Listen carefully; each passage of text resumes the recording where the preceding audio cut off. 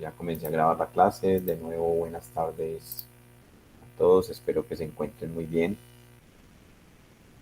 Ahí están viendo ya mi pantalla. Sí, señor.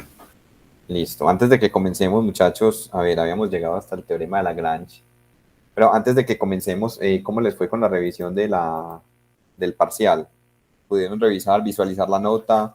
¿Verificaron que lo que aparecía allí coincidiera con lo que hay en Mares? Sí, profe, Ah, bueno, sin inconvenientes con eso. ningún problema. Listo. Porque a veces, pues yo les pregunto, siempre les pido que verifiquen que la nota que aparece allí es la misma de Mares, porque uno a veces, pues montando las notas en Mares puede cometer un error, pues nadie está libre de eso. Entonces, me ha pasado que monto la nota que no es y los estudiantes me dicen. Bueno, muchachos, estábamos estudiando las raíces primitivas. La clase pasada recordamos la definición de raíz primitiva. Vimos este teorema que nos dice que cuál es la ventaja de tener raíces primitivas. Cuando A es una raíz primitiva de n, la lista de enteros que son menores que n y primos relativos con n se pueden ver realmente como potencias de A, módulo n. Cuando digo se pueden ver, quiero decir, quiero decir que estos enteros son congruentes a estas primeras phi de n potencias de A, módulo n, en algún orden. Otra ventaja que vimos es que si n llega a tener una raíz primitiva, este corolario dice exactamente cuántas raíces primitivas tiene el entero. Vimos ejemplos de eso. Vimos que, bueno, el objetivo, eso creo que lo vamos a lograr hoy. Vamos a probar que para módulos primos las raíces primitivas siempre existen.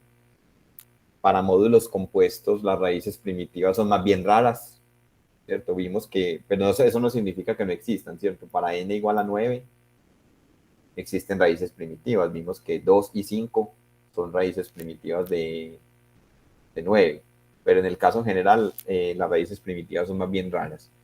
Entonces, para probar que para módulos primos siempre se tiene la existencia de raíces primitivas, primero teníamos que hacer como un paréntesis en el desarrollo de la teoría y mirar el teorema de Lagrange, que lo vamos a utilizar para probar ese hecho. Pero les decía yo, el teorema de Lagrange cobra importancia en sí mismo, ¿cierto? Es un teorema que me dice que si yo tengo un polinomio con coeficientes enteros de grado n mayor o igual que 1, bueno, y cuando pienso en las cosas módulo p, donde p es un primo, si ese polinomio, bueno, si el coeficiente principal es diferente de 0 módulo p, cuando digo diferente es incongruente, ¿cierto? Ya uno empieza como, cuando esto se vuelve tan natural, cuando se vuelve como tan acostumbrado a pensar las cosas módulo p, uno empieza a abusar un poquito del lenguaje, ya uno no dice incongruente, sino que uno dice diferente, ya uno no dice congruente, sino que uno abusa de la terminología y uno dice igual módulo p. Entonces, lo que el teorema de Lagrange dice es que un polinomio de grado n tiene a lo sumo n raíces, módulo p. A lo sumo n raíces. Entonces, eso tiene un corolario, que yo no lo quise demostrar la clase pasada porque ya se nos había acabado el tiempo y vamos a ver que este corolario tiene una demostración un poco larga. O sea, realmente yo lo enunciaría como teorema, pero porque tiene su interés en sí mismo y porque, bueno, la demostración sí depende del teorema anterior, o sea, del teorema de Lagrange, pero pero la demostración es más bien elaborada, no es tan inmediata. Entonces vamos a comenzar con este corolario. Si P es un primo y D es un entero positivo divisor de P menos 1, ¿qué importancia tiene este P menos 1? Para que lo vayamos pensando, este P menos 1 realmente es pi de Fíjate, P. Exacto. Entonces la congruencia x a la d menos 1 congruente con 0 módulo p tiene exactamente d soluciones. Y cuando decimos exactamente nos referimos a módulo p. O sea, en apariencia podría tener más de d soluciones, pero realmente solo hay D de ellas, hay una cantidad de soluciones que son mutuamente incongruentes. Cualquier otra es congruente módulo P con alguna de estas D soluciones que está estableciendo el corolario. Entonces vamos a hacer la demostración. Como por hipótesis D divide a P menos 1. Entonces puedo escribir P menos 1 como D por K para algún K.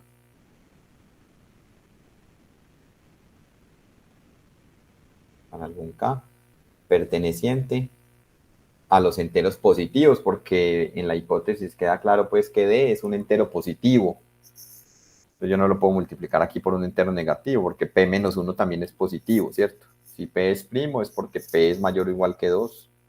Entonces P menos 1 es positivo. Pero bueno, de hecho esto se lo puse yo. En el libro de Burton ni siquiera ponen entero positivo, sino que ponen que D es un divisor de esto, sino que como hablan de X a la D, entonces no tiene sentido que D sea negativo en principio, ¿cierto? Bueno, luego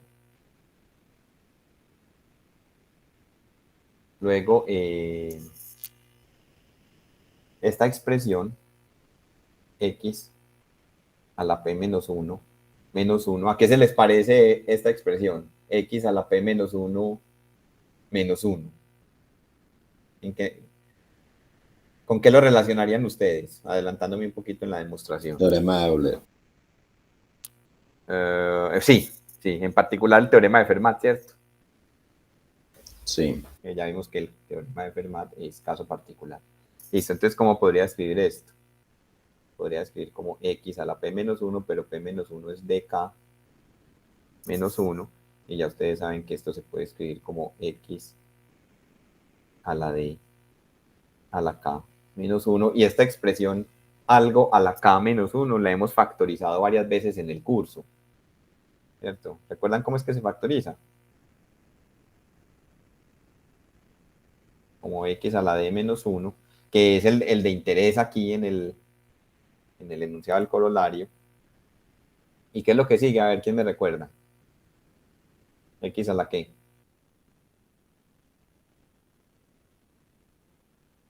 X a la K menos 1 Muy bien. Más va más, disminuyendo el y va exponente. disminuyendo. X a la D a la K menos 2 más, etcétera, hasta que termino de disminuir el K. Entonces aparece X a la D a la 1 más 1. O sea que esta expresión va a ser muy útil acá. X a la P menos 1. Menos 1 lo logré factorizar usando la hipótesis del corolario como X a la D menos 1 por un polinomio que voy a llamar f de x. A este polinomio llamémoslo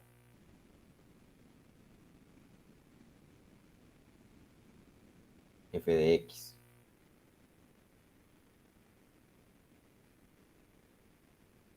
Listo. Tengamos esta expresión acá. Llamemos la expresión 1. Donde, y escribamos explícitamente un poquitico simplificado, f de x es igual a qué. Cuando digo simplificado es que hagamos estos productos, pues o sea, es x a la d que multiplica a k menos 1 más x a la d que multiplica a k menos 2 más puntos suspensivos x a la d más 1. Es un polinomio donde es f de x es un polinomio con coeficientes enteros.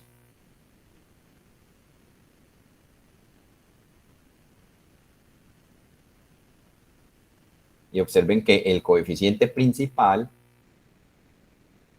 es distinto de 0 módulo P, o sea que le puedo aplicar el teorema de Lagrange. Con coeficientes enteros y tiene grado. ¿Qué grado tiene ese polinomio? Tiene grado D por K menos 1, es decir, D por K menos D. ¿Y quién es D por K? de K es P menos 1, o sea que realmente ese polinomio tiene grado P menos 1 menos D. Listo. ¿Qué dice el teorema de Lagrange sobre ese polinomio? Por el teorema de Lagrange,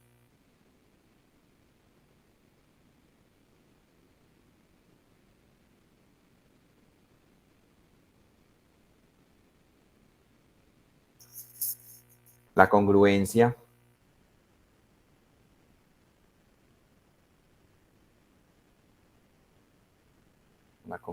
polinomial f de x, congruente con 0,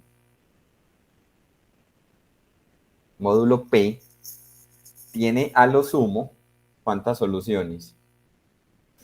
P menos 1 menos D. Ajá. Tiene a lo sumo, recuerden que a lo sumo es como máximo, tantas soluciones incongruentes, módulo P, como diga el grado del polinomio. El grado de ese polinomio es P menos 1 menos D. P menos 1 menos D. Eso no tiene tilde. Soluciones. Y ya voy a especificarlo entre paréntesis, pero muchas veces ya uno ya no escribe esto.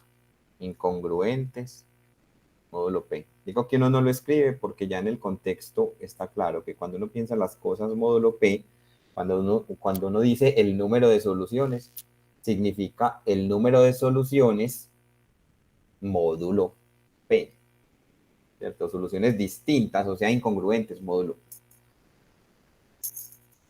Listo. Bien, entonces ya sabemos que esta partecita, aquí en 1, tiene a lo sumo de P menos 1 menos D raíces módulo P, a lo sumo. Puede tener menos, ¿cierto? Listo. Tengamos esa idea presente. También sabemos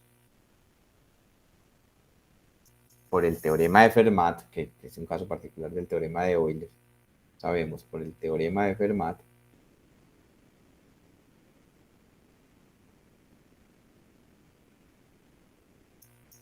que x a la p menos 1 menos 1, congruente con 0, módulo p, tiene exactamente ¿cuántas soluciones?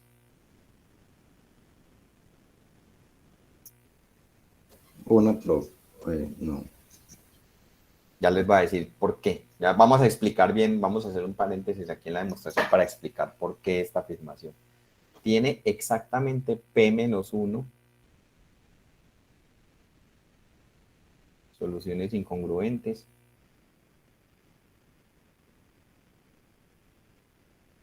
módulo P.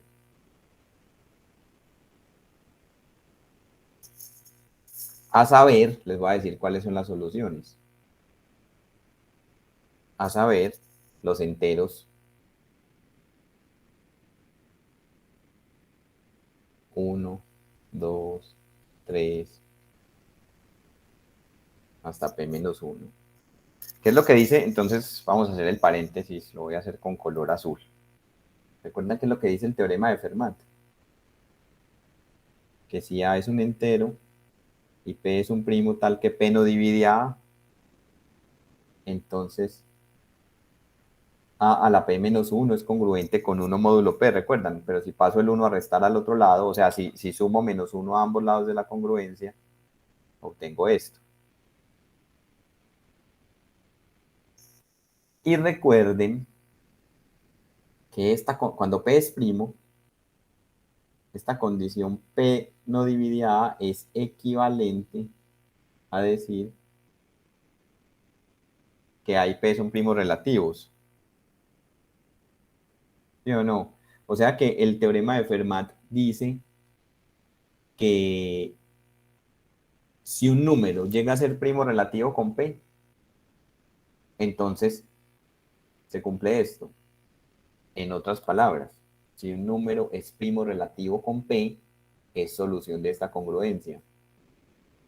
Todos estos de esta lista son primos relativos con P. ¿Porque P es primo? Sí. Entonces todos los de esa lista son soluciones. Y cualquier otro que sea solución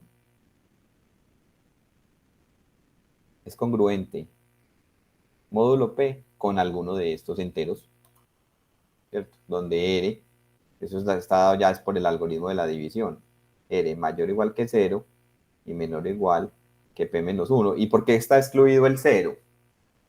Porque si A fuera 0 módulo P, significa que P dividía A y no quedaría satisfecha la hipótesis del teorema de Fermat. O sea que lo que estamos diciendo acá es que cualquier número que satisfaga la hipótesis del teorema de Fermat satisface esta congruencia. Listo. ¿Cuántos hay de esos que sean incongruentes módulo P? Solamente estos. Cualquier otro es congruente con alguno de esos.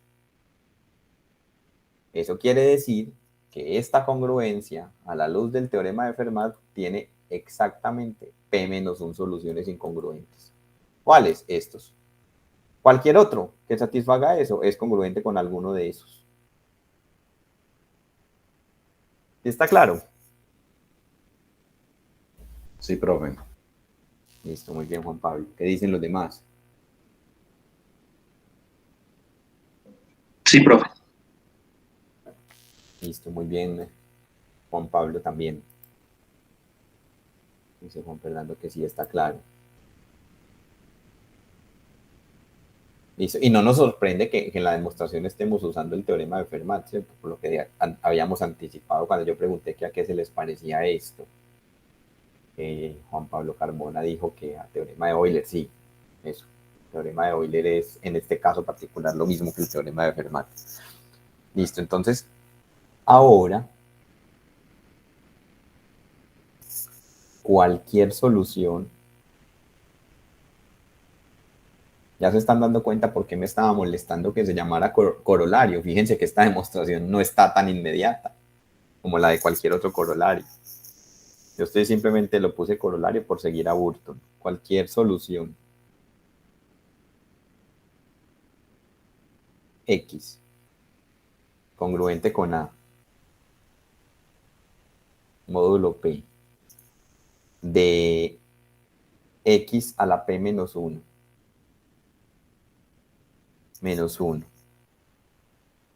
congruente con 0 módulo P, o sea, cualquier solución de esta congruencia que no sea solución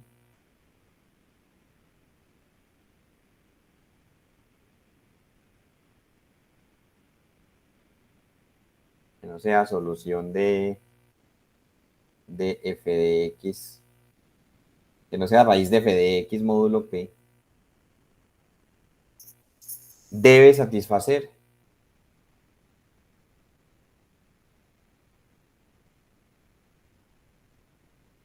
tiene que satisfacer la otra partecita, ¿cierto? O sea, cualquier solución de esta congruente con 0 módulo P, que no sea solución de esta congruente con 0 módulo P, debe ser solución de esta. Ya voy a justificar por qué. Debe satisfacer X a la D menos 1 congruente con 0 módulo P, ya que, vamos a justificarlo, ya que si A la P menos 1 es congruente con 0, módulo P, y no es solución de la otra, y f de A es incongruente con 0 módulo P,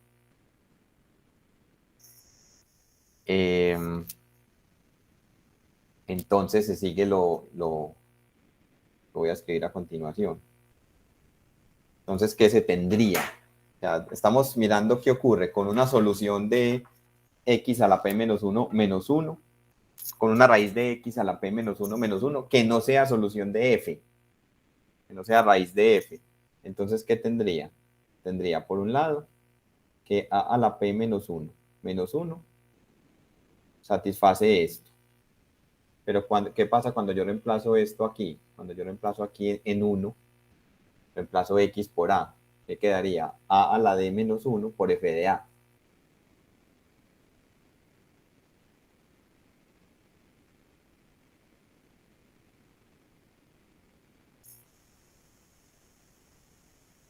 Módulo p. Con, ¿qué significa esta condición de acá? Que no sea raíz de f de a, significa que f de a no es 0 módulo p, es decir, p no divide a f de a. Si p no divide a f de a es porque p y f de a son primos relativos. Entonces puedo cancelar esto aquí en esta congruencia, ¿cierto? Puedo cancelar ese factor y por tanto, ¿qué queda? Que a la d menos 1 congruente con 0 módulo p.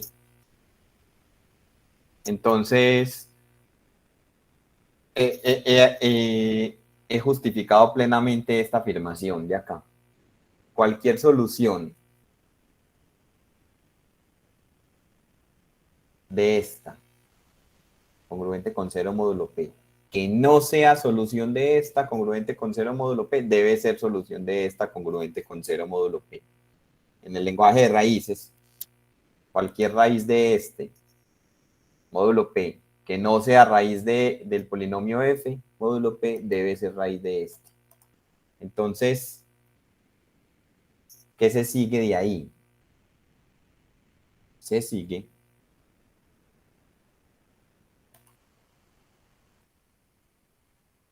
que esta congruencia, x a la d menos 1, congruente con 0, módulo p, debe tener al menos, puede tener más, debe tener al menos. Entonces ya, ojo con lo que voy a escribir a continuación, que lo tenemos que entender muy bien, muchachos. Miren.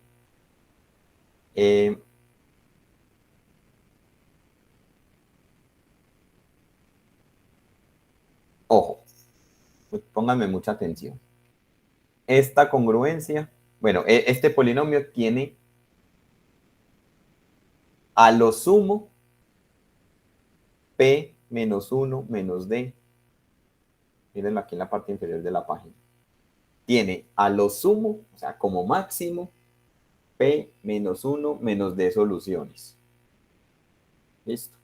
Tiene a lo sumo cierta cantidad de soluciones.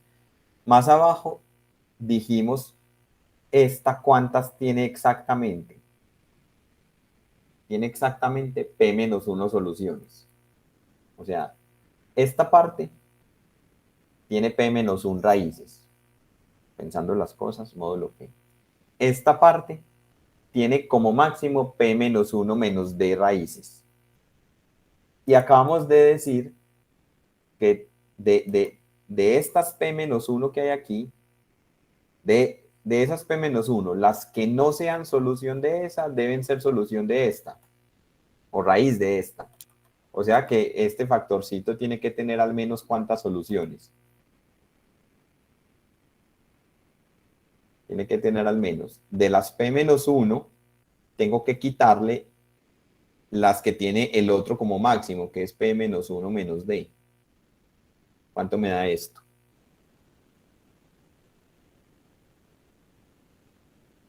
¿Cuánto da esa resta? D. D. Soluciones. ¿Y por qué pongo la palabra al menos? Voy a tratar de volverlo a explicar con otras palabras.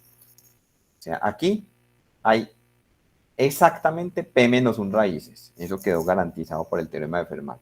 Aquí tenemos una igualdad. Eso quiere decir que esta expresión tiene exactamente p menos 1 raíces. De esas p menos 1, Bueno, y por otro lado sabemos que este tiene como máximo P menos 1 menos D. Listo.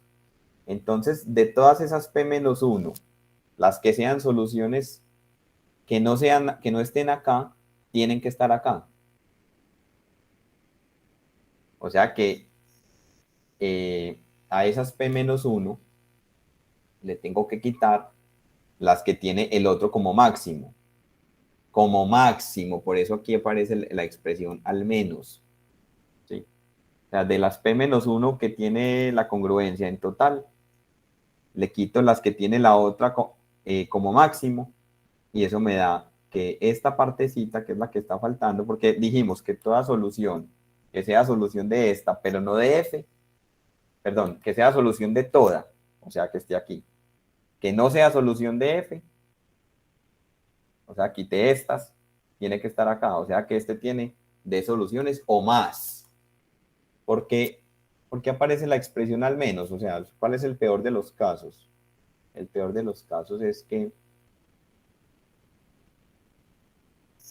este polinomio las tenga exactamente p menos 1 menos d. Pues bien, entonces en este caso, este va a tener d soluciones o más, porque pueden haber soluciones que estén compartidas en ambos factores. ¿Se entiende esto? Entonces, para uno ponerse a pensar ahí un ratico. Pero a grandes rasgos, muchachos, se entiende.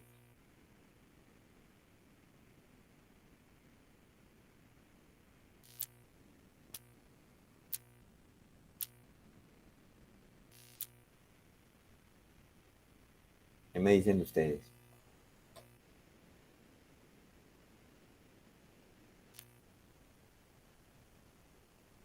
Pero me repite por favor que... Voy a tratar de volverlo a escribir. Voy a abrir aquí un paréntesis. O sea, tenemos esto. Tenemos x a la p menos 1 menos 1. Lo tenemos factorizado como x a la d menos 1 por cierto polinomio. Listo. Cuando yo pienso esta igualdad módulo p, o sea, esta congruencia módulo p, dijimos, aquí hay exactamente p menos 1 soluciones. ¿Listo? O sea que la cantidad de soluciones de esta congruencia es p menos 1 soluciones.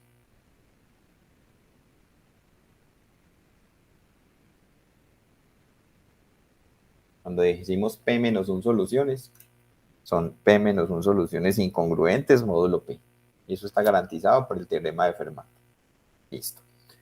Por otro lado, habíamos dicho que este de acá, este solito, cuando pienso las cosas f de x congruente con 0 módulo p, tiene a lo sumo p menos 1 menos d soluciones. Listo. Y luego justificamos que toda solución, que sea solución de esta congruencia, que no esté aquí, tiene que estar aquí. O sea que de este total, para contar las que hay aquí, de este total tengo que quitar estas que están aquí, para contar cuáles de este total no están aquí. Esa restada de, o sea que aquí hay al menos d soluciones. ¿Por qué al menos? Porque pueden haber más, estén compartidas en ambas. O sea, yo solamente en esta resta, solamente estoy contando las soluciones de la congruencia que no están aquí. Entonces, con seguridad esas están aquí. Pero puede haber otras que estén en ambas. ¿Sí? ¿Sí se entiende un poquitico mejor?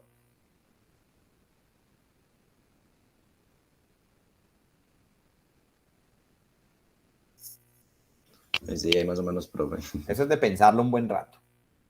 Yo me demoré un buen rato. De hecho, es de esas ideas que cuando uno está estudiando, que uno dice, ah, sí, sí, ya la entendí. Y al ratico, no, espérate, ¿cómo es que era? Y que al ratico vuelve uno a decir, ah, sí, ya entendí. Y al ratico, Pero no, espérate, no la entendí del todo. O sea, y yo les confieso, yo la pienso y me siento cómodo y al rato la tengo que volver a pensar. Pero, o sea, en total tiene que haber P menos 1 soluciones. Eso sí está claro. En total tiene que haber P menos 1 soluciones. Eso sí está claro porque eso es lo que dice el teorema de Fermat. Que los enteros 1, 2, 3, 4 hasta P menos 1 son soluciones de esta congruencia. Y cualquier otra es congruente con alguna de ellas. O sea, el teorema de Fermat dice que sí, hay exactamente P menos 1 soluciones. También habíamos dicho que f de x congruente con 0 módulo p tiene a lo sumo p menos 1 menos d soluciones por el teorema de Lagrange. Hasta ahí está claro. ¿Dónde está la parte que está como un poquitico confusa? Acá. O sea, la clave está aquí. Aquí que probamos que toda solución de x a la p menos 1 menos 1 congruente con 0 módulo p que no sea solución del polinomio debe satisfacer el otro factorcito, x a la d menos 1. O sea que, ¿cómo cuento yo cuántas hay aquí? Pues de estas p menos 1, tengo que quitar las que puede haber aquí. Porque estoy contando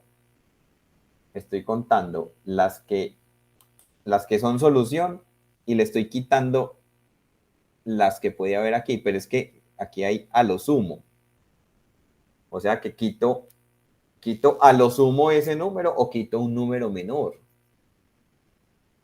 Cuando quito el máximo, o sea, supongamos que se alcanza ese máximo, P menos 1 menos D, entonces estoy diciendo, de estas P menos 1, cuando quito las de F, me quedan D soluciones. O sea que, en otras palabras, ¿qué estoy diciendo? Estoy diciendo que este polinomio, x a la D menos 1, tiene D raíces o puede tener más. Por eso aparece la expresión al menos. Traté de decirlo de otra manera y me convencí a mí mismo un poquito mejor. Los convencí a ustedes.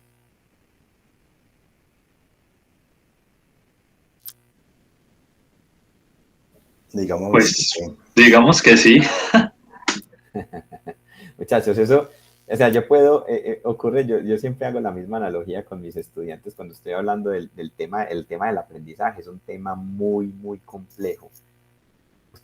Yo siempre pongo el mismo ejemplo, tal vez ustedes me lo escucharon, ustedes cómo le enseñan a un niño de 3 4 años a amarrarse los cordones de los zapatos.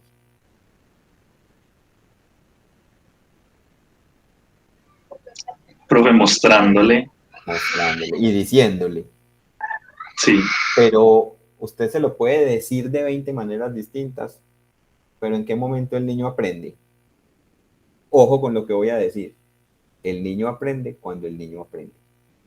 Es así de, de directo y a la vez de difícil el aprendizaje. O sea, el niño aprende cuando moviliza cuestiones interiores en su pensamiento, en su razonamiento y hasta que coge la idea, ¿cierto? Entonces, yo puedo quedarme aquí el resto de la tarde tratando de decir por qué esta afirmación, pero son ustedes los que tienen que movilizar procesos de pensamiento hasta coger la idea. Y posiblemente pase lo que pasa con muchas partes de la matemática y, bueno, en general del conocimiento que uno adquiere, que uno cree entender y al ratico se va la idea y vuelve hasta que uno se apropia de la idea. Listo. Voy a terminar la prueba. Además, la congruencia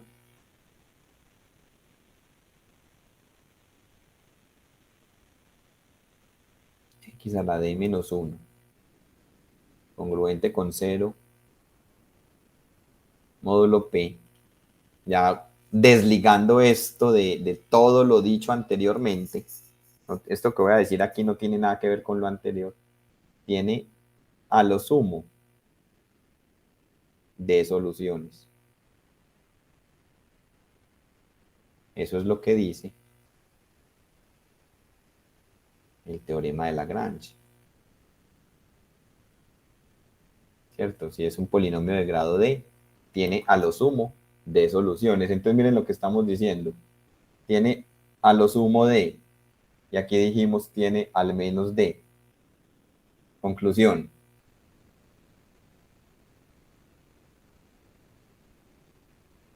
¿Cuál es la conclusión? De decir tiene como máximo D y tiene como mínimo D. Porque al menos es como mínimo. Que tiene exactamente esas, ¿no? Exactamente. La conclusión es que este polinomio tiene exactamente D soluciones.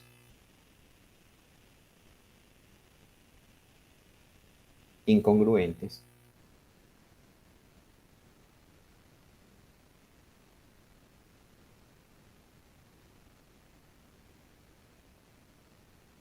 Módulo P. Y eso es lo que había que probar.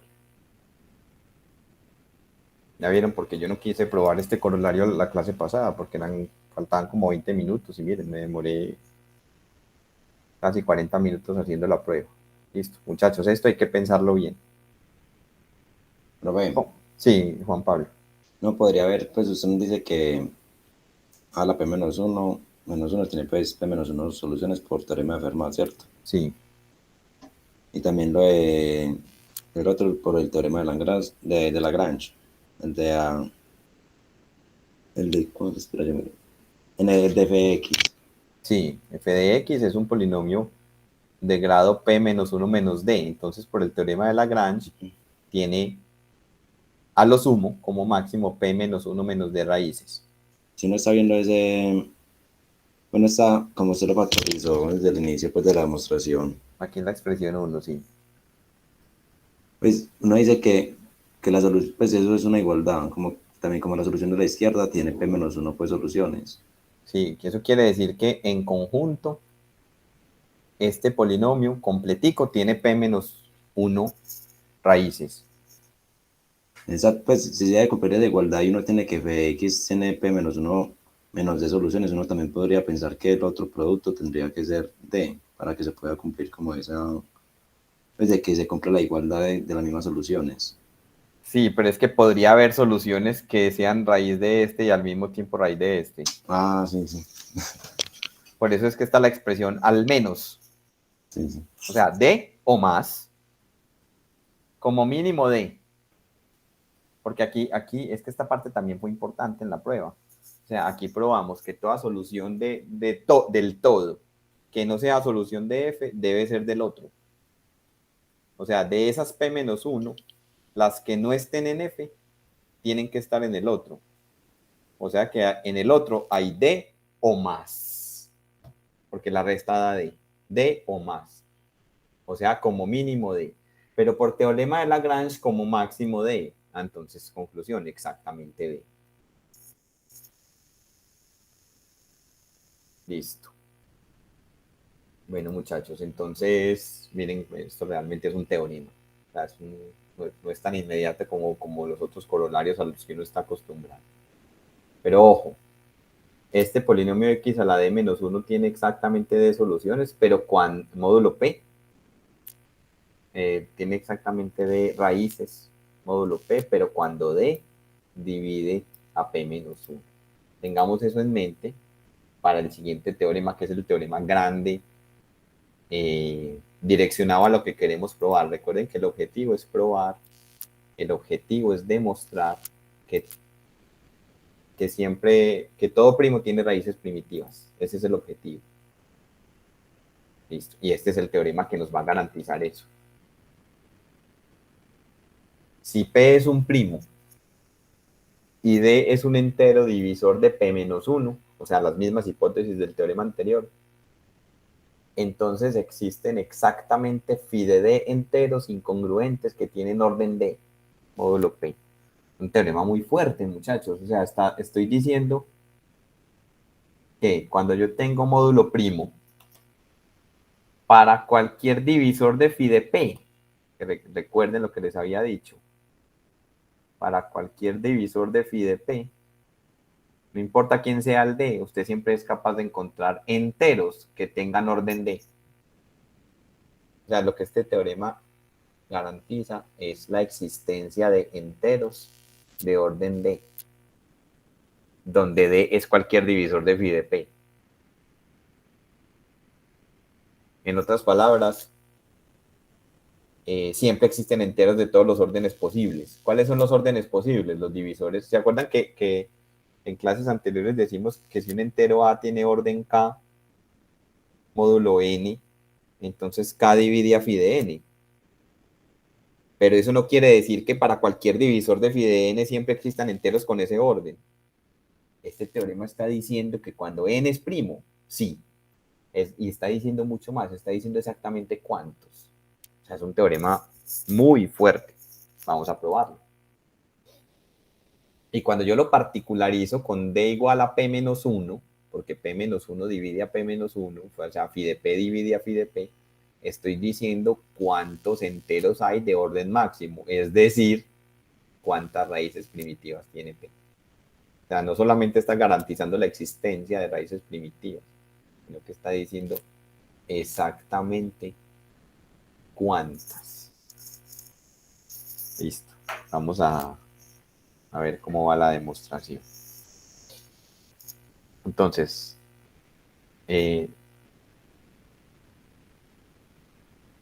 sea de un entero positivo tal que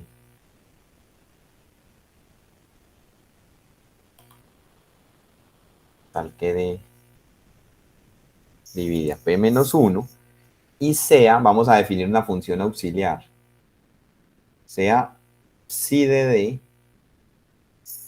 el número de enteros K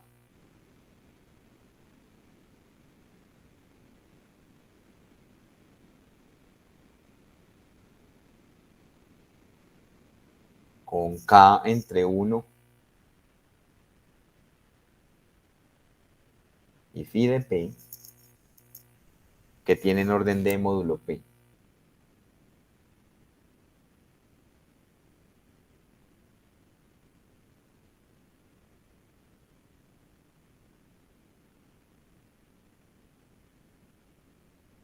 Que tienen, sea D un entero positivo divisor de P menos 1 y sea psi de D el número de enteros K. ¿Qué hace la función psi? Cuenta cuántos enteros hay entre 1 y P menos 1 que tengan orden D. Puede que si D sea 0 para algún D, ¿cierto? Pues puede que no haya ningún entero que tenga orden D. Lo que vamos a demostrar es que sí, es que nunca es 0. Es más, ¿en qué se convierte la tesis? La tesis se convierte en probar que estas dos funciones coinciden para todos los divisores de P menos 1. En esto se convierte la tesis, esto es lo que queremos probar. Y con eso estaría diciendo que hay exactamente phi de D enteros incongruentes que tienen orden D módulo P. Listo.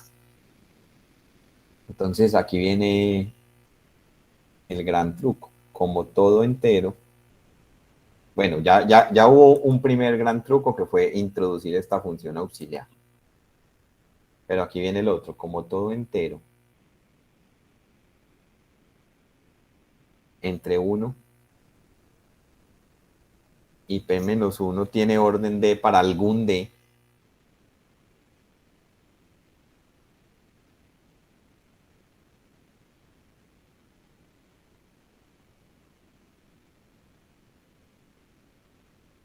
divisor de P menos 1 para algún.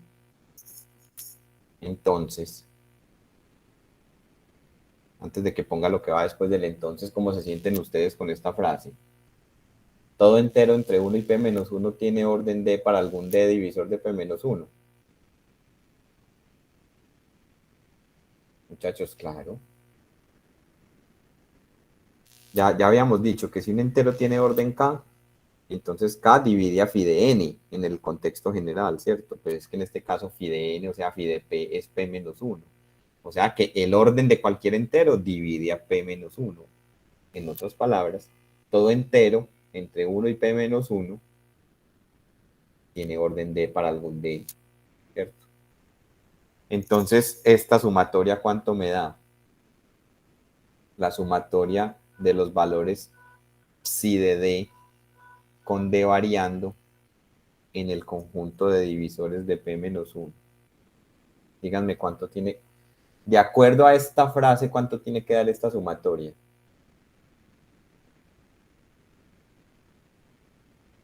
Entonces, miremos. Aquí que estoy sumando los valores de psi de d. ¿Y qué es psi de d? Es el número de enteros en ese rango de valores que tienen orden d. Pero es que todos tienen orden d para algún d, o sea que los resulto contando todos. ¿Sí o no? O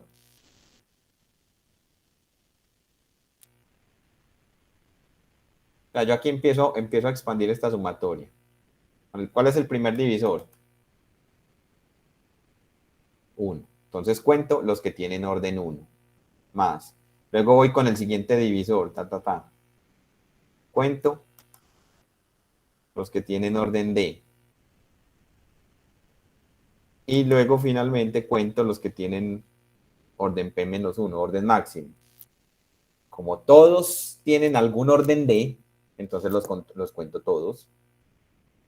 O sea que cuento todos estos. ¿Cuántos hay? P-1. Listo. También, por otro lado, por el teorema de Gauss,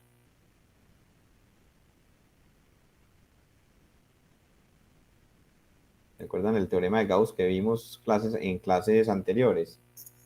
Por el teorema de Gauss se tiene que... ¿Recuerdan lo que dice el teorema de Gauss? Que todo entero se puede escribir como la sumatoria de los valores phi de d con d variando en los divisores del entero. ¿Recuerdan eso, muchachos? Sí. Sí. Entonces, ¿qué pasa si le aplicamos este teorema a p-1? Entonces lo puedo escribir como el conjunto, como la sumatoria de todos los valores phi de d con d variando en el conjunto de divisores de p-1. Por tanto, si yo igualo estas dos expresiones, esta que tengo aquí y esta que tengo aquí, se sigue que ¿qué? Se sigue que la sumatoria de los valores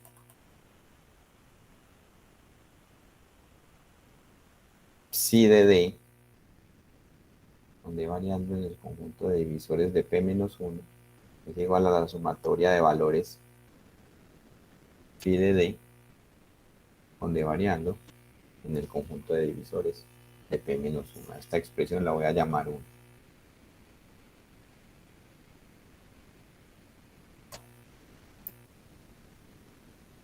Listo. Entonces, eso no significa que esas dos funciones sean iguales. O sea, que esas sumatorias sean iguales no significa que esas funciones son iguales. Ahora vamos a probar lo siguiente. Veamos que psi de d siempre es menor o igual que phi de d para todo d, para todo divisor positivo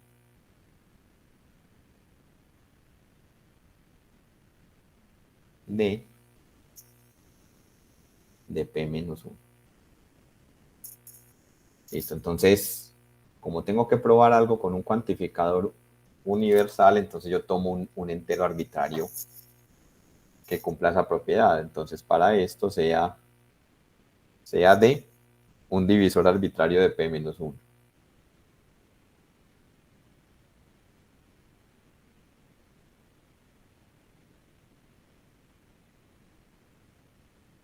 Entonces se tienen dos casos.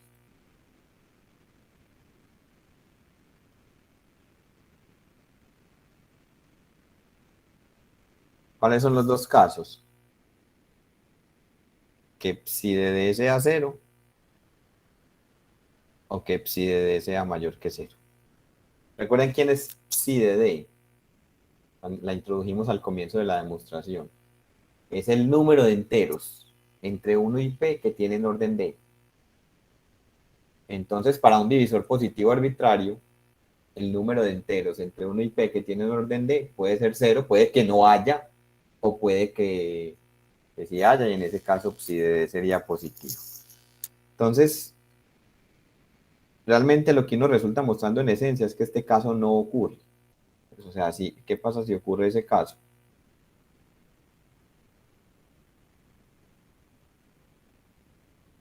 Si ocurre ese caso, entonces claramente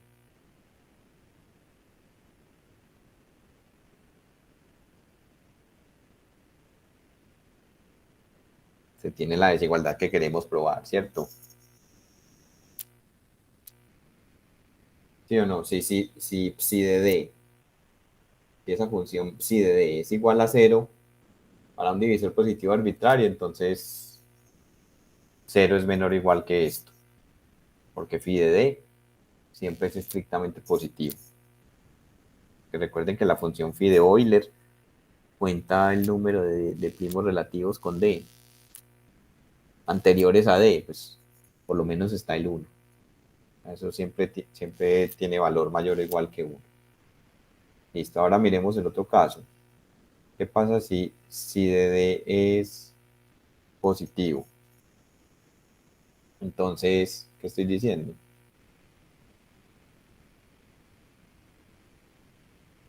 Entonces existe al menos un entero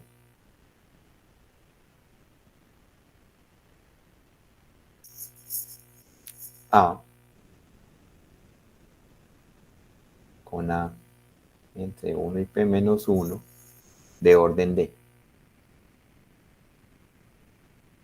Porque eso es lo que significa la función psi de D. Psi de D es el número de enteros entre 1 y P menos 1 que tienen orden D. Si es positiva es porque existe por lo menos uno con orden D, módulo P.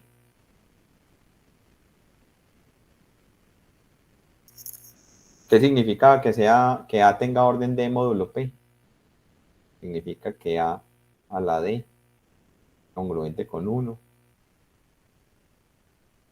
módulo P. Y que este es el exponente más pequeño para el cual eso ocurre. Eso es lo que significa, ¿cierto? La noción de orden. Listo.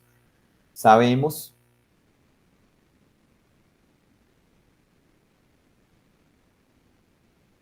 que los D enteros,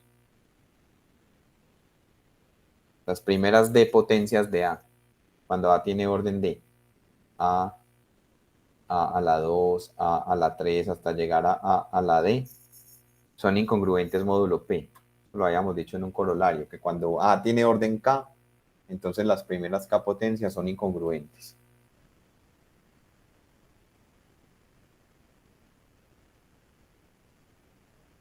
Son incongruentes.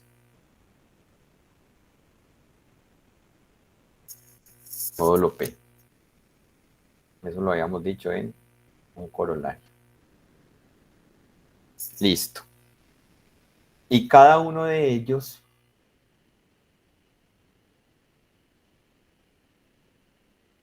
cada uno de esos D enteros, cada uno de ellos satisface la congruencia polinomial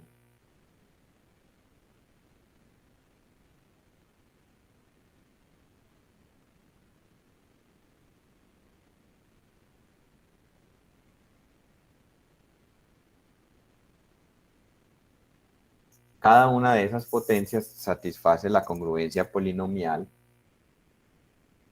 x a la d menos 1 congruente con 0 módulo p. Veamos por qué. Llamemos a esa congruencia 2. Pues vamos a justificar por qué cada una de esas potencias satisface esa congruencia polinomial? Pues cojamos una potencia cualquiera acá, o sea, a la k, y reemplacémosla en la congruencia. ¿Cuánto da a la k a la d menos 1?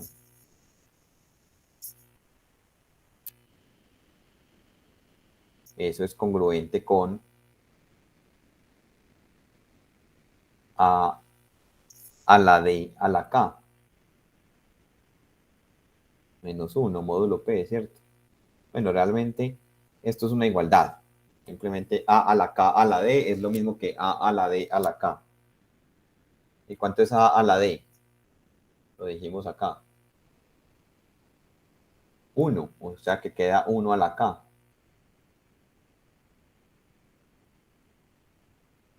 O sea que realmente da 0 módulo p. O sea, he justificado que todos estos enteros son incongruentes y además satisfacen 2.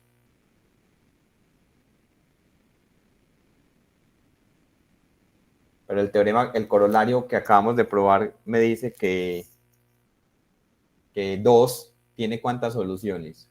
Exactamente. D soluciones. Porque D es un divisor de P menos 1.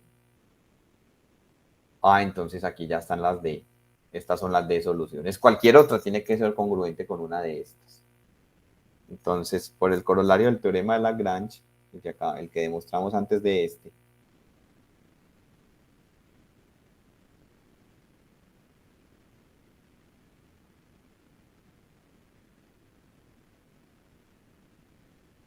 por el corolario del teorema de Lagrange, no puede haber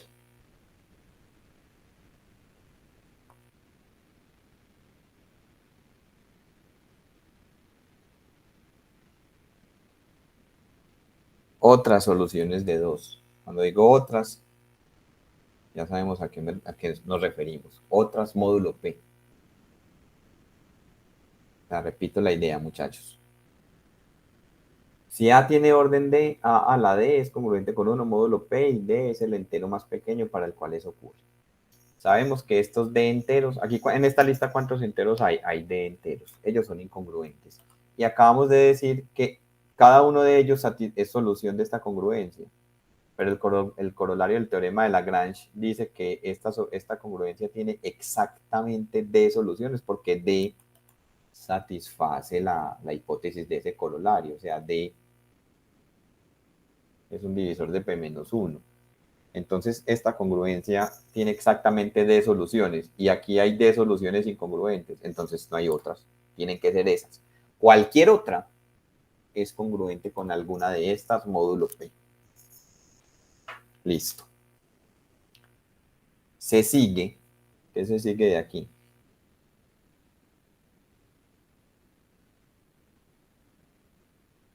Se sigue que todo entero que tenga orden D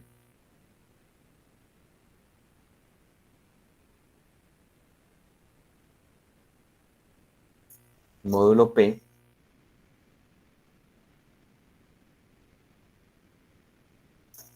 debe ser congruente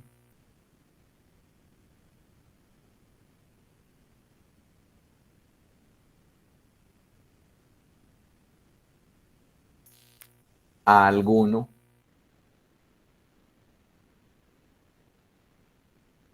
entre los enteros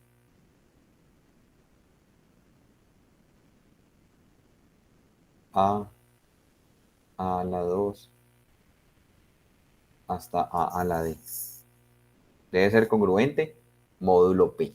O sea, no me faltó escribir módulo P, pero eso ya está claro en el contexto. Claro, por lo que acabamos de hacer. Si tengo un entero que tiene orden D, ¿es porque qué? Es porque satisface esta congruencia. Y acabamos de decir que todas las soluciones incongruentes de esa congruencia son estas.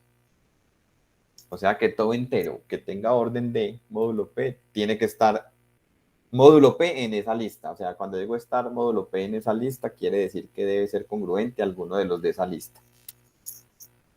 Listo. pero hay solamente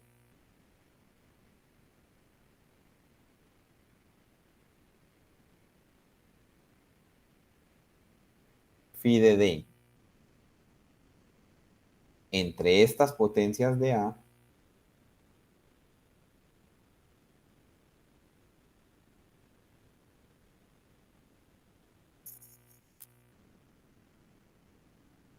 pero bueno, ahora la palabra hay, pero solamente, quitemos la palabra hay, pero solamente phi de D entre estas potencias de A tienen orden D.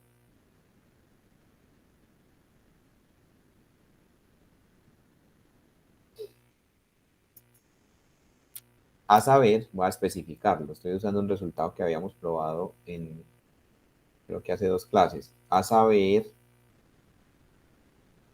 aquellos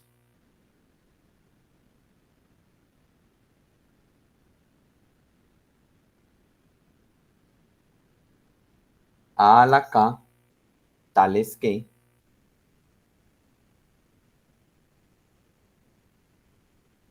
el máximo común divisor entre K y D sea 1. O sea, muchachos, miren lo que estamos diciendo. Cualquier entero que tenga orden D debe estar entre esas potencias. Pero de esas potencias, ¿cuáles tienen orden D? Recuerden que si A tiene orden D, A la K también tiene orden D si solo si K y D son primos relativos. O sea que, ¿cuántos hay? Aquí entre estos enteros, entre esas potencias, ponga a variar el exponente. K entre 1 y D. ¿Cuántos enteros hay entre 1 y D y primos relativos con D? Tantos como diga phi de D. Por tanto, ¿cuántos enteros hay de orden D entre esas potencias? Hay phi de D. Por tanto, en esta situación,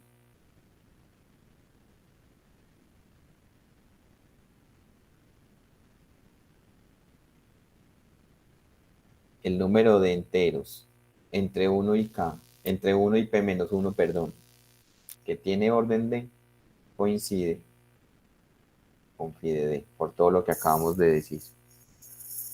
O sea que en el caso 1, probamos esto para un divisor positivo arbitrario.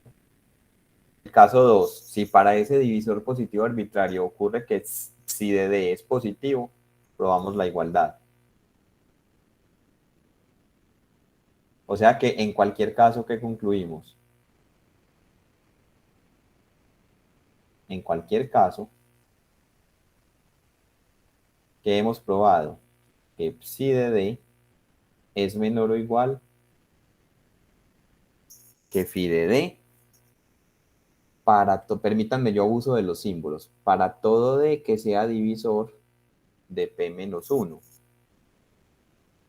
Y se sigue de 1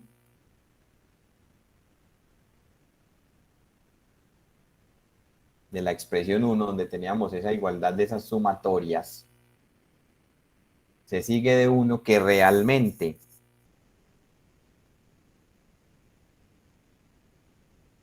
se tiene que dar la igualdad para todo D. Les voy a justificar con color rojo porque 1 implica que se tenga que dar la igualdad. Razonemos por reducción al absurdo. Ya que si se llega a dar que psi de D fuera menor estricto que phi de D para algún D,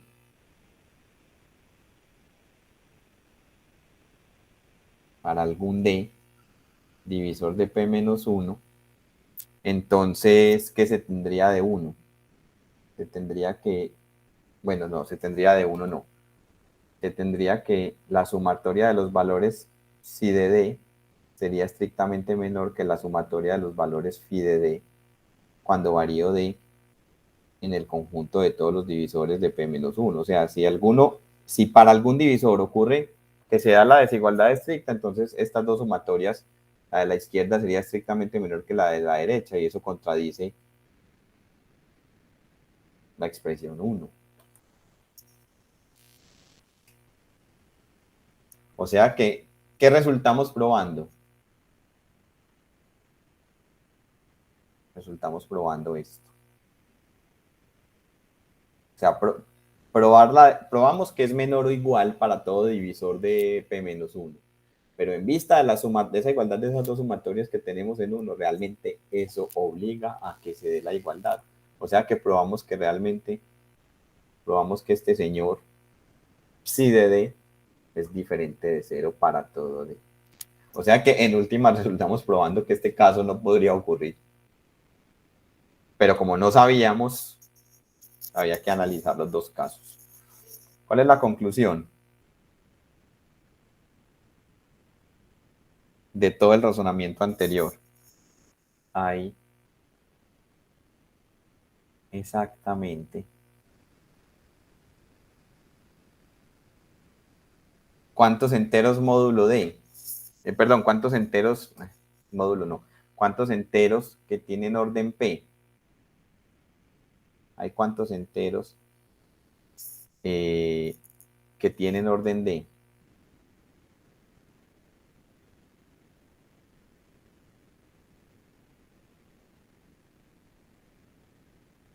Orden D módulo P.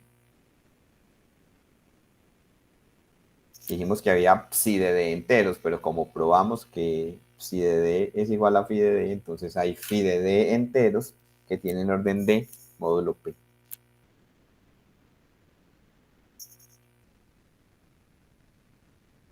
Ahí termina la demostración. Ustedes me siguen escuchando, me siguieron toda la prueba.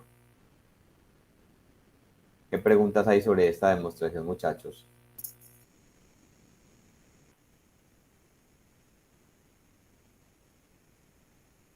¿Sí me oyen? Sí, pero de pelar me tocaría volver a leer. Es de leer varias veces, es verdad. Sí, pues, como acá no ven, esa preguntita acá no, toca repasarla bastante. Pero a grandes rasgos, o sea, se comprende por lo menos lo que dice el teorema. Profe, en mi caso, al menos lo pude medio seguir en la prueba, entonces eso es un progreso, ¿no? Sí, sí, sí. Eso es verdad, es una prueba. Esta parte de raíces primitivas es muy álgida y hay unas cosas que uno tiene que pensar más de una vez. En última resultamos probando que para cualquier primo siempre hay enteros que tienen orden D, donde D divide a phi de P. Para cualquier divisor, o sea que hay enteros de todos los órdenes. Y el teorema dice exactamente cuántos hay. Entonces, ¿qué se sigue de inmediato como corolario? Que si P es un primo, entonces existen exactamente phi de P menos 1 raíces primitivas de P. O sea, el trabajo fuerte lo hicimos aquí en este teorema. Este teorema garantiza la existencia de raíces primitivas para cualquier primo P. Y aquí está el corolario. Miren la demostración. Esta es la demostración. Basta tomar D igual a P menos 1 en el teorema anterior. ¿Qué pasa si tomamos D igual a P menos 1 en el enunciado del teorema anterior? P menos 1 divide a P menos 1. Sí. ¿Qué garantiza el teorema anterior? Que existen exactamente phi de P menos 1 enteros incongruentes que tienen orden P menos 1, pero P menos 1 es el orden máximo que podría tener un entero, módulo P. O sea que en últimas está diciendo que tiene exactamente phi de P menos 1 raíces primitivas. Lo que acabamos de ver en la demostración es que se garantiza la existencia de raíces primitivas para cualquier primo P. Pero este teorema y su corolario no muestran cómo hallar estas raíces primitivas, ya que la prueba es no constructiva, ¿cierto? Esta prueba que acabamos de hacer es una prueba de existencia que no es constructiva. O sea, definimos una función auxiliar que podría ser 0 para algún D divisor de P-1 y lo que resultamos mostrando es que esa función auxiliar coincide con phi de D, o sea que no es 0. Pero la demostración en ningún momento enseña cómo encontrar esas raíces primitivas. Entonces, ¿uno cómo encuentra las raíces primitivas de un primo? A la fuerza bruta, muchachos. O sea, no hay de otra. No hay de otra. Pero antes de hacer eso, antes de ejemplificarlo, voy a tratar de ejemplificar un poquitico la demostración que acabamos de hacer. Consideremos, por ejemplo, P igual a 13. Es primo. Para este módulo, los órdenes de los enteros positivos menores que 13 son los que aparecen en esta tabla. Que de hecho ese ejemplo nosotros ya lo habíamos visto la clase pasada, era este, ¿cierto? Era esta tabla. O sea, verificar los valores de esa tabla es tarea de ustedes. Lo que quise hacer en esta tabla es que resalté con color azul los que tienen orden máximo, que eso también lo habíamos visto acá. Lo habíamos visto como observación en las diapositivas anteriores, que 2, 6, 7 y 11 tienen el orden más grande posible.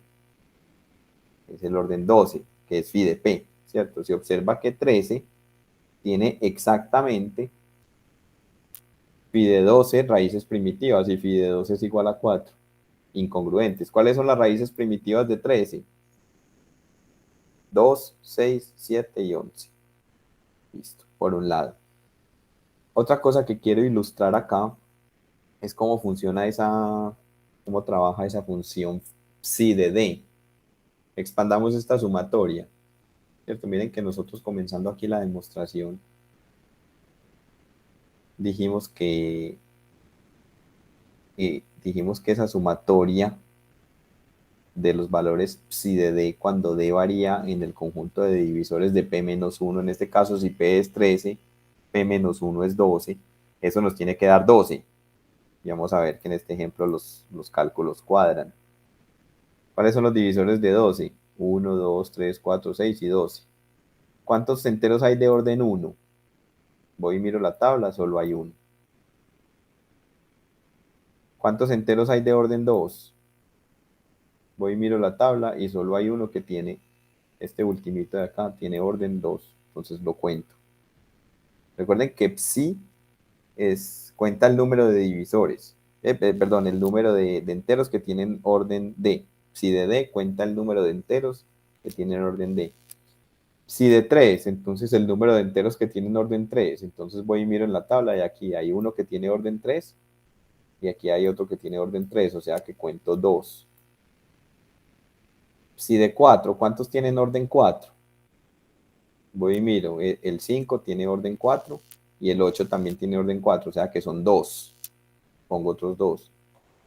Psi de 6, ¿cuántos tienen orden 6?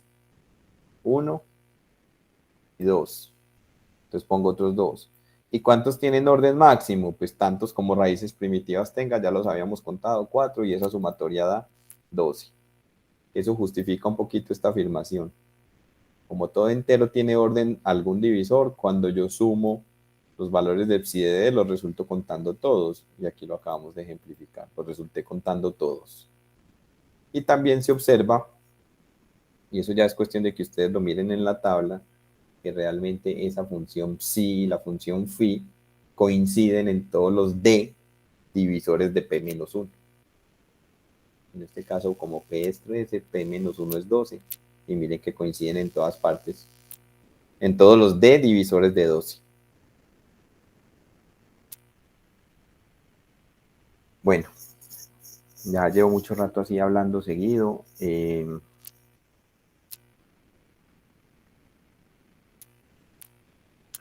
alguna pregunta sobre este ejemplo, muchachos?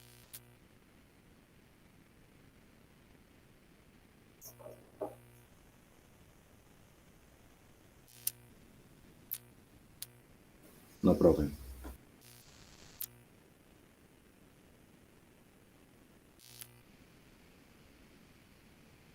Bueno, les voy a dejar aquí un ejercicio y les doy una ayuda, ¿cierto? Usar el teorema anterior para probar que si P es un primo de la forma 4K más 1, recuerden que esto significa que P es congruente con 1 módulo 4. ¿Se acuerdan que eso apareció por allá cuando vimos el teorema de Wilson? Entonces, la congruencia cuadrática de x cuadrado congruente con menos 1 módulo P tiene solución. De hecho, eso fue un teorema que nosotros probamos ya. Lo que les dejo aquí como ejercicio es que lleguen a esa conclusión de otra manera utilizando el teorema anterior.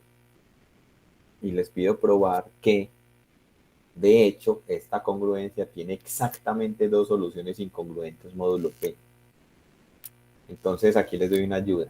Por el teorema anterior, como 4 divide a P menos 1, entonces existe un entero A que tiene orden 4 módulo P, es decir, A a la 4 es congruente con 1 módulo P. Trabajen a partir de ahí para mostrar que esta congruencia tiene solución. ¿Y por qué tiene exactamente dos soluciones? Porque el teorema anterior dice que si D divide a P menos 1, entonces existen exactamente phi de D, enteros que tienen orden D. ¿Y cuánto es phi de 4? Phi de 4 es 2. Entonces ahí está. Listo, o sea, esto ya lo sabíamos, que si P es congruente con 1 módulo 4, entonces esta congruencia tiene solución. De hecho, cuando vimos el teorema de Wilson, probamos que eso era un sí y solo sí. Yo aquí solamente en este ejercicio les estoy poniendo una de las implicaciones. Listo, no lo echen al olvido. Aquí tenemos una tablita con las, para cada primo se pone la raíz primitiva positiva más pequeña.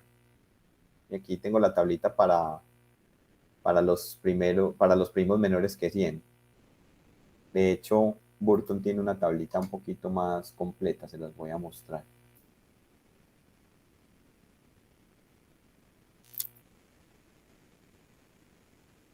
Estamos aquí en Primitive Roots.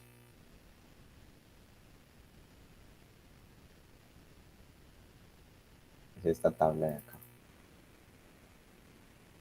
Aquí dice que... miren lo que dice... Miren lo que dice Burton, que era lo que yo les decía hace un rato.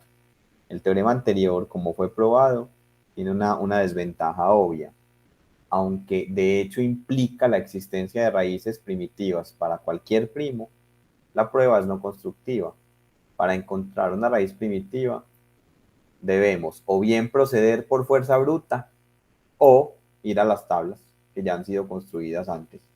Entonces, por ejemplo, si una vez necesita la raíz primitiva más pequeña de determinado primo, usted va a las tablas, aquí tiene la raíz primitiva positiva más pequeña de cualquier primo menor que 200. Entonces aquí en esta tabla se observan varias cosas. Miren que esas raíces primitivas son más bien pequeñas, ¿cierto? Excepto por esta que es bien grande. Entonces hay varias observaciones que hago yo aquí a partir de esa tabla. Si chi de P denota la raíz primitiva positiva más pequeña de P, la tabla anterior muestra que chi de P es menor o igual que 7 para todo primo menor que 100. ¿Cierto? Miren que todas esas raíces primitivas más pequeñas, siempre la más grande que encontramos, por lo menos cuando hago la lista de primos entre 1 y 100, la raíz primitiva más pequeña, la más grande que aparece entre las raíces primitivas más pequeñas es 7. Sin embargo, chi de P se vuelve arbitrariamente grande a medida que P aumenta, o sea, no hay una forma de controlar eso. Y esta tabla también sugiere que existe una cantidad infinita de primos para los cuales su raíz primitiva más pequeña es igual a 2, y eso es un problema abierto. Miren que el 2 se repite mucho como raíz primitiva. Miren que aparece 1, 2, 3, 4, 5, 6, 7, 8, 9, 10. Aparece muchas veces como la raíz primitiva más pequeña de estos primos. Sin embargo, eso no ha sido probado. O sea, no se sabe si existe una cantidad infinita de primos para los cuales la raíz primitiva más pequeña sea 2. En la mayoría de casos, la raíz primitiva más pequeña es un número pequeño. Entre los primeros 78.498 primos impares menores que 10 a la 10, se tiene que la raíz primitiva positiva más pequeña es menor o igual que 6 para alrededor del 80% de los casos. O sea, en general son números pequeños en general. Y eso se observa más o menos en la tabla. Listo. Y bueno, voy a terminar con un ejemplo en el que ponemos en práctica toda esta teoría.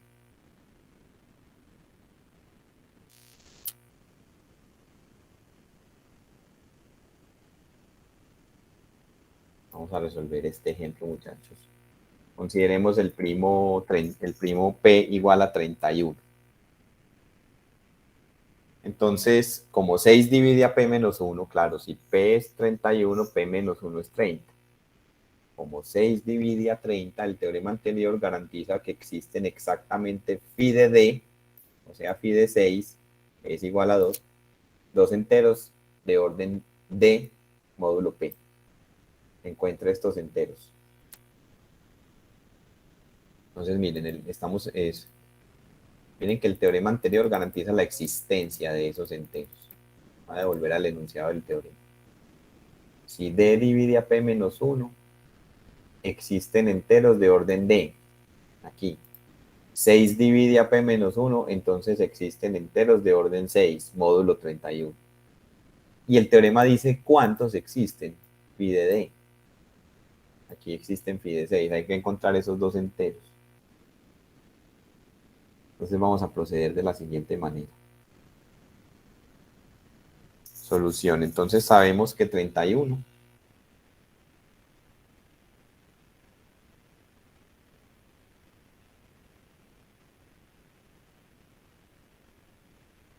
tiene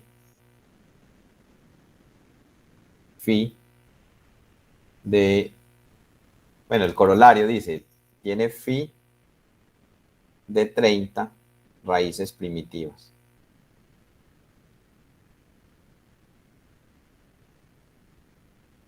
¿Cierto? Eso es lo que dice el corolario. El corolario dice que existen exactamente phi de P menos 1, en este caso phi de 30 raíces primitivas. ¿Cuánto es phi de 30?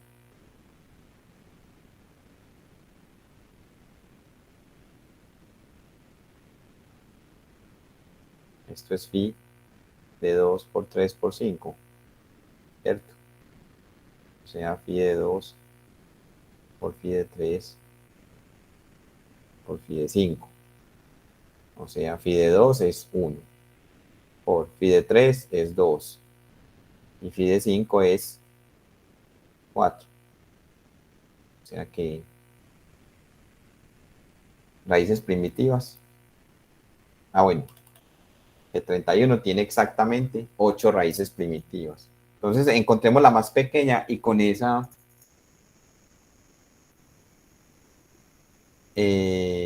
trabajamos. Vamos a ver por qué la raíz primitiva, encontrar la raíz primitiva permite dar solución, encontrar la raíz primitiva más pequeña permite dar solución a este ejercicio. Hallemos la raíz primitiva positiva, pues aquí trabajamos es con positivos, no lo voy a escribir, más pequeña.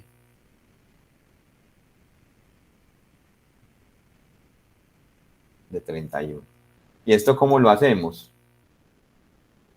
A la fuerza bruta, muchachos. Por ensayo-error. Entonces, ¿cuál es el primer primo que uno ensaya? Bueno, el primer entero que uno ensaya como raíz primitiva no puede ser 1, porque 1 no tiene orden 30. Recuerden que, ¿cuáles son las raíces primitivas de 31? Son aquellos enteros que tengan orden pi de 31. O sea, que tengan orden maximal. O sea, que tengan orden 30. 1 no tiene orden 30, pues 1 nunca es raíz primitiva porque 1 siempre tiene orden 1. ¿Qué pasa con 2? ¿Cuánto da 2 a la 5? Da 32. ¿Y esto es congruente con qué módulo 31? Es congruente con 1. Entonces, 2 no es raíz primitiva de 31. Esto está claro.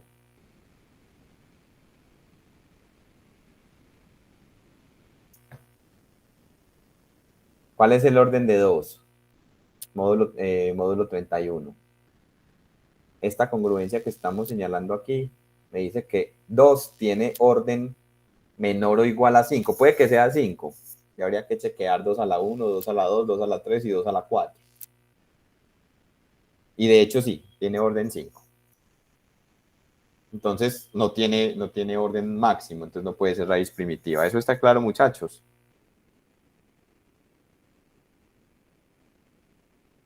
¿Sí me oyen?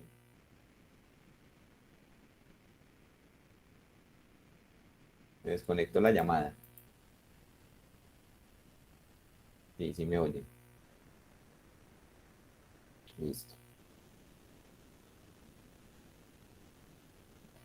Entonces veamos qué ocurre con 3. Veamos qué ocurre con 3. Entonces sea acá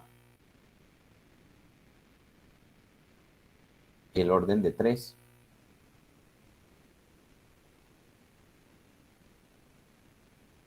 Módulo 31. Entonces, ¿qué sabemos? Sabemos que K divide a phi de P. En este caso,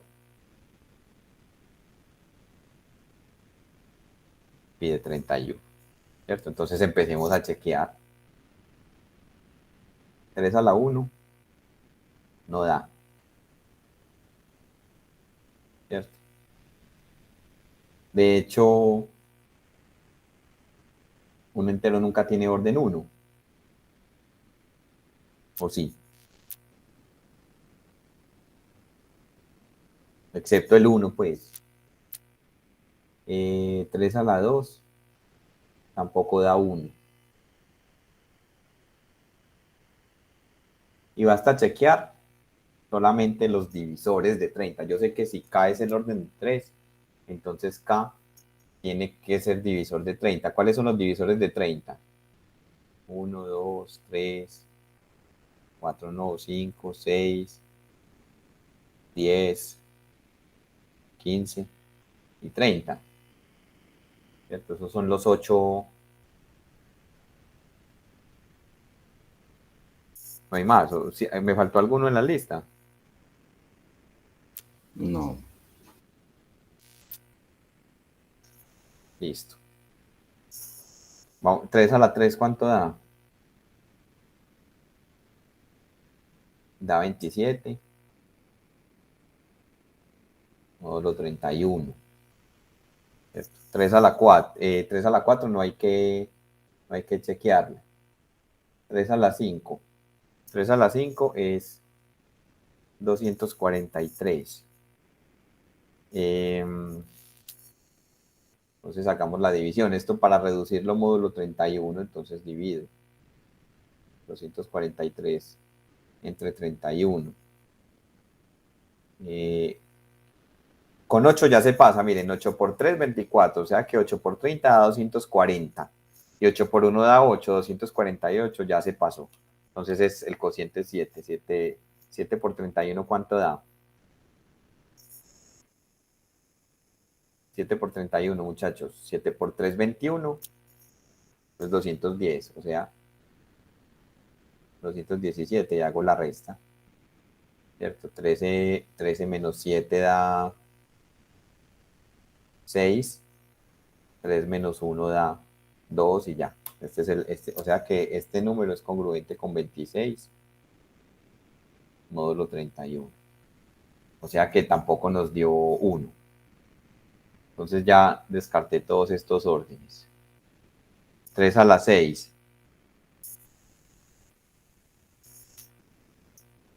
Yo aquí había hecho en el cuaderno 3 a la 5 de otra manera diferente. Yo lo había hecho antes de que hagamos el 3 a la 6. Miren, les muestro. Estaba borrando esto. Miren, les muestro cómo había hecho yo el 3 a la 5. A ver, yo el 3 a la 5 lo había escrito como, bueno, voy a poner, aunque es igualdad, voy a poner congruencia.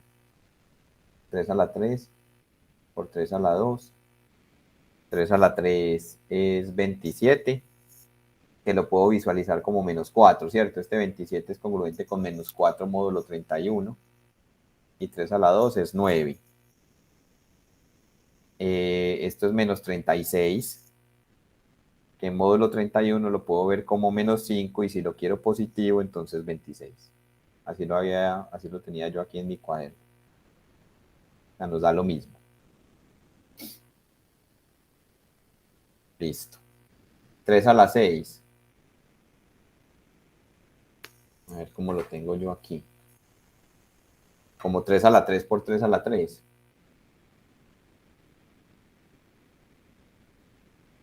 3 a la 3 es 27, que es congruente con menos 4. Esto es congruente con menos 4. Menos 4 por menos 4 da 16 módulo 31. O sea que tampoco nos dio 1. 3 a la 6 tampoco dio 1. Entonces quedó descartado. 3 a la 10. Lo puedo ver como 3 a la 3 por 3 a la 3 por 3 a la 3 por 3. ¿Alguien va a decir algo? No, pero bueno. Con 3 a la 5 también salía. ¿Con qué? ¿Con qué?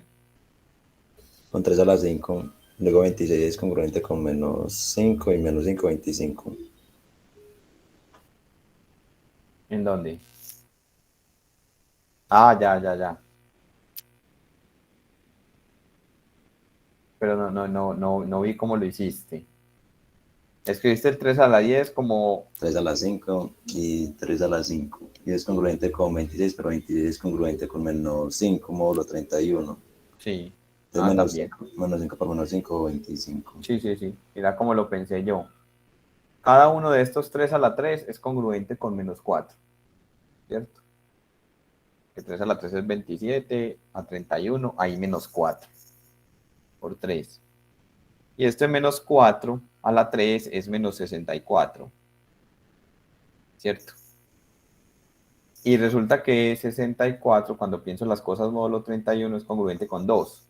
Que 31 por 2 es 62, o sea que este lo visualicé yo como, el menos lo dejé quieto, como menos 2 por 3, o sea, como menos 6.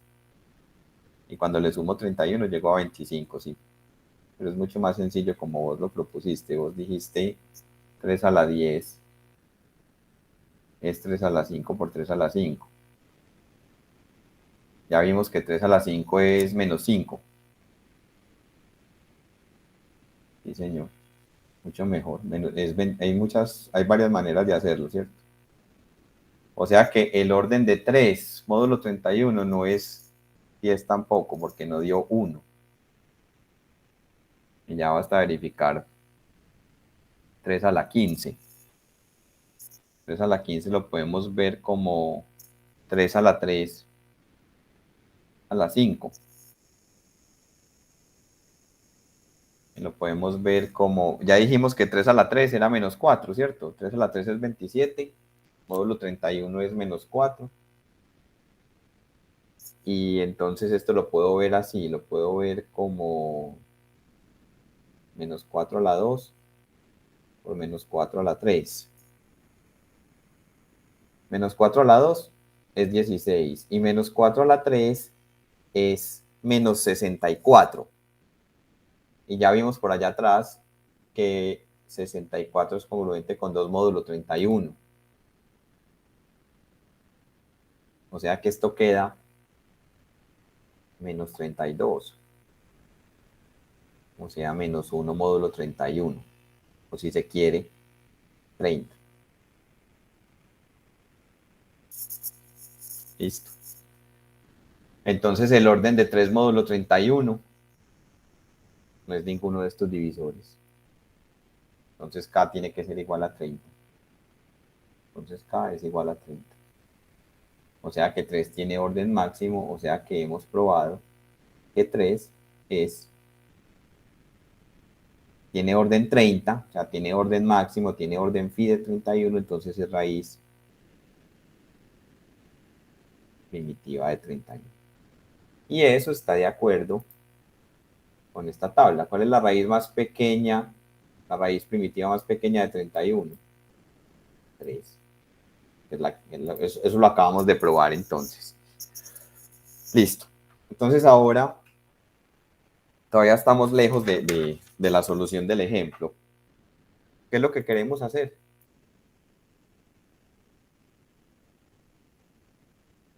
Hallar los dos enteros que tienen orden 6, módulo 31. Entonces, ¿cómo me sirve? ¿Por qué me sirve saber esta raíz primitiva? Entonces, como 3 es raíz primitiva, entonces esto implica que todo entero primo relativo con 31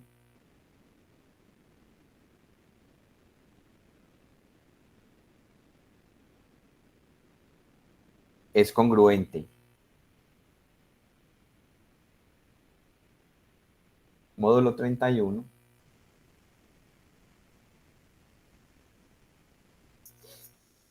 con algún entero de la forma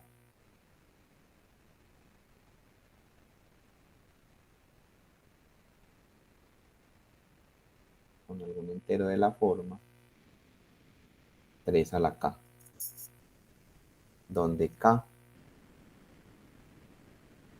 varía entre 1 y 30. Eso fue lo que dijimos en este teorema la clase pasada. No, en estas mismas diapositivas, la clase pasada. Acá. Que todos los enteros primos relativos con n se pueden ver como potencias de una raíz primitiva. ¿Cierto? Entonces aquí, todo entero que sea primo relativo con 31 es congruente, módulo 31, con alguno de las primeras 30 potencias de 3, de esa raíz primitiva. ¿Cierto? ¿Y por qué necesito primo relativo? Porque necesito enteros de orden 6. Recuerden que para hablar del orden de un entero, los enteros tienen que ser primos relativos con 31, o sea que son de esta forma. ¿A qué es igual el orden? El orden de 3 a la K. Ya sabemos que el orden de 3 es 30, entonces el orden de 3 a la K, módulo 31, ¿es qué? ¿Es igual a qué? Es el orden de 3 dividido entre el máximo común divisor entre K y 30. Y yo necesito los que sean de orden 6. Entonces, 3 a la K tiene orden 6, módulo 31, sí, solo sí, el máximo común divisor entre K y 30 es igual a 5. ¿Es claro esto, muchachos?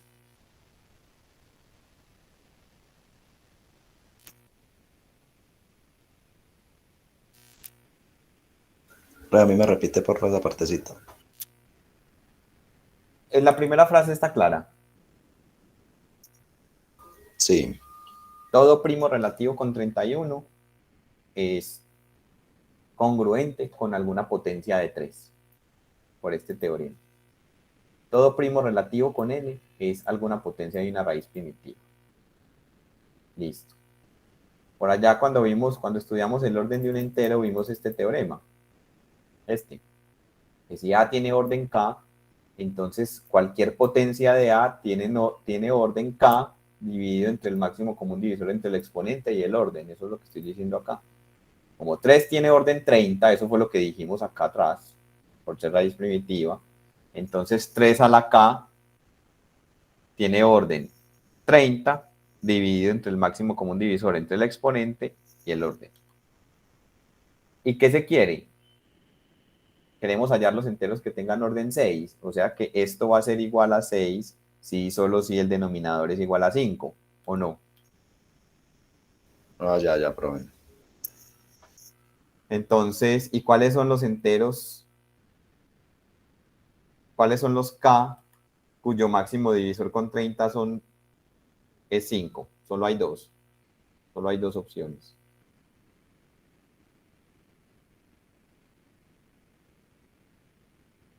¿El 5 mismo? ¿Cuál es el máximo común divisor entre 5 y 30? 5. Y díganme otro entero k cuyo máximo común divisor con 30 sea 5.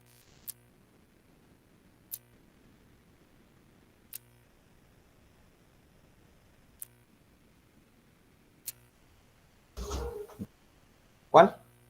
No sé yo. No, pero lo estoy pensando. K entre 1 y 30. Profe, puede ser 25. 15. 25. No, 15, el máximo común divisor entre 15 y 30 es 15, porque 15 divide a 15 y 15 divide a 30. Ya lo dijeron. 25. 25. 25. Y ya, entonces, ¿cuáles son los enteros que estamos buscando? 3 a la 5, que ya dijimos por allá atrás que era 26 módulo 31. Entonces, 26 tiene orden 6, módulo 31. Y nos falta el otro, ¿cierto? Recuerden cuál era el objetivo del ejemplo, qué es lo que estamos haciendo, no perdamos de vista lo que estamos resolviendo. El teorema anterior garantiza que existen dos enteros de orden 6, encuéntrelos, ya encontramos uno, este, 26. Y el otro es 3 a la 25. Habría que reducirlo módulo 31, yo se los dejo como tarea, les doy la respuesta. Después de reducir eso módulo 31, eso da 6. Esto se los dejo yo como verificación. Entonces, el otro entero es 6. 6 tiene orden 6, módulo 31. Pero miren que el punto de partida fue la raíz primitiva más pequeña. O sea que este ejemplo ilustra todo, recoge un montón de herramientas desarrolladas en los teoremas anteriores. Listo. Entonces, esos son los dos enteros que tienen orden 6, módulo 31. ¿Cuáles? 6 y 26. No hay más.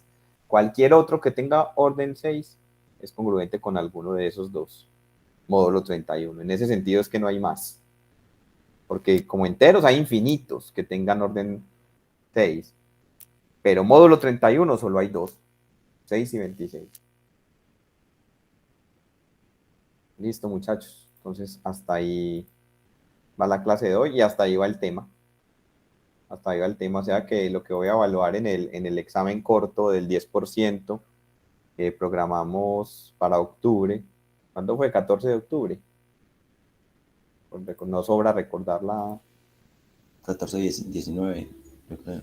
19. Sí, no sé. Vamos a recordar aquí la fecha. Ah, sí, Juan Fernando lo acaba de confirmar. 19 de octubre, sí. Voy a evaluar los temas desarrollados aquí en estas diapositivas. Aquí en estas que se llaman el orden de un entero módulo n, que están en la página del curso, y en estas que se llaman raíces primitivas para primos y teorema de Lagrange. En los próximos días estaré diseñando un taller sobre estos dos temas, que son las secciones del libro de Burton, las secciones 8.1 y 8.2, si mal no estoy. Y digamos que hasta ahí voy a evaluar. Ya el resto son las exposiciones que comienzan dentro de 8 días. Yo no sé, muchachos, si de pronto haya alguna pregunta con respecto a estos temas. Entonces, bueno, muchachos, el martes entonces no hay clase. O sea, el martes 28 está destinado para que ustedes sigan trabajando. Yo les recomiendo que aprovechen ese espacio para trabajar en las exposiciones. El primer grupo ya expone dentro de 8 días la función parte entera, la función mayor entero, bueno, es mejor llamarla mayor entero. Y de aquí a mañana entonces les estaré enviando cuáles son las instrucciones pues para que quede por escrito y qué les voy a evaluar en esas exposiciones, pero a grandes rasgos les digo de una vez porque el equipo, por lo menos el equipo uno debería empezar ya a preparar la exposición. ¿Qué deben hacer? Preparar una clase sobre el tema. Entonces deben preparar una presentación, ya sea en Beamer o en LaTeX pues, o en PowerPoint o en el formato que quieran, que ilustre los conceptos, las definiciones, que desarrollen los teoremas, los corolarios, que los demuestren y que den ejemplos, que muestren ejemplos lo que se está desarrollando. Y a grandes rasgos, ¿qué les voy a evaluar? Les voy a evaluar el orden en la presentación, la claridad conceptual, eh,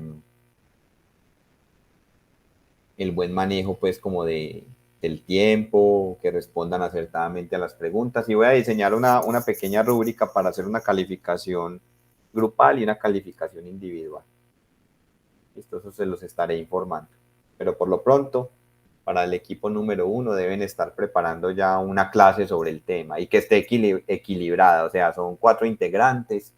Eso no quiere decir que pues, no vayan a decir que el primer integrante dice, bueno, mi nombre es tal, mis compañeros son tales, y ya, eso fue lo único que habló en la exposición. No, repártanse equitativamente la exposición, listo. Yo voy a ser muy exigente con la calificación de esas exposiciones. No sé, sobre eso hay alguna pregunta. No, profe, todo muy claro. Ya comenzaron a preparar las exposiciones, los del equipo número 1, los del 2, los del 3, los del 4. Pues nosotros tenemos como pensado para el fin de semana empezar ya a trabajar. Bueno, Como el 3. no se dejen coger del tiempo porque tienen que dar una clase muy buena, que a todos nos quede claro el tema y yo voy a ser bastante exigente con la evaluación. Bueno, muchachos, les deseo una feliz tarde. Muchas gracias por su atención. Pero muchas gracias a usted, que esté muy bien. Listo. Con mucho gusto, Juan Pablo. Juan Fernando, con gusto. Respirar, quiero contener la respiración. O a la mierda. Camilo, ahí se le abrió el micrófono y no se dio cuenta. Bueno, a parar aquí la grabación. Listo, Luisa, hasta luego.